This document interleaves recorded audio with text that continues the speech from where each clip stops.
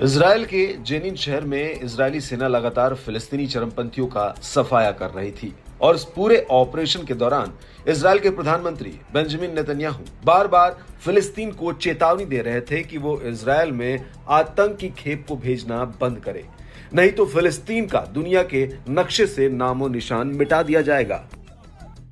लेकिन दोनों देशों के बीच शुरू हुआ तनाव कम नहीं हुआ, बल्कि जिस बात का पूरी दुनिया को डर था आखिर वही हुआ। जी हां, फिलिस्तीन के आतंकी संगठन हमास ने इजराइल के ऊपर एक के बाद एक 5000 से ज्यादा रॉकेट से हमला किया है।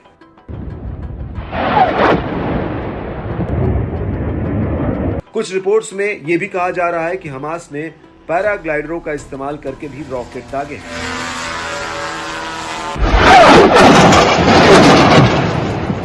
वहीं ज्यादातर रॉकेट हमले गाजा पट्टी से हुए हैं और इस हमले से अब इजराइल ने जंग के लिए तैयार रहने का ऐलान कर दिया है।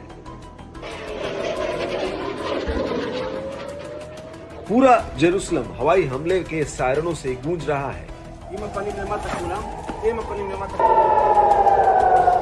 गाजा पट्टी से दागा गया एक रॉकेट तो दक्षिणी इजराइल की एक इमारत पर जा गिरा, जिसमें एक महिला समेत एक बच्चा घायल हुआ है। हालांकि इन सभी हमलों में कई लोग घायल हुए हैं। घायलों की संख्या लगातार बढ़ती जा रही है। आपको बता दें कि हमास की तरफ से पहला हवाई हमला करीब 20 मिनट तक जारी रहा, जिसका मतलब ये हुआ कि बिना रुके इन 20 मिनटों में हमास इजराइल पर दनादन रॉकेट फायर कर रहा था और अब इजरायली सेना गाजा पट्टी में हमास के अड्डों पर हमले कर रही है।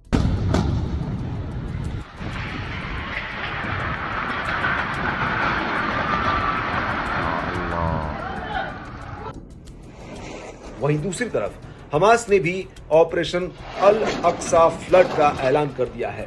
हमास का कहना है कि वो कब्जे वाले जेरूसलम में इजराइल के सभी अपराधों का अंत करने जा रहे हैं। वहीं वेस्ट बैंक में भी इजराइल और हमास के बीच भारी जंग चल रही है।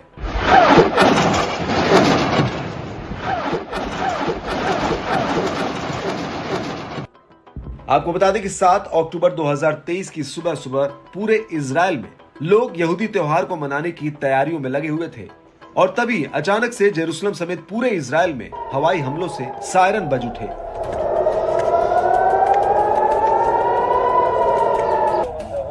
इजराइल के रक्षा मंत्री योव गैलेंट का कहना है कि गाजा पट्टी से लगे इजरायली शहरों और गांवों में हमास के कई आतंकी घुस आए हैं, इसलिए लोग अपने घरों के भीतर ही रहे।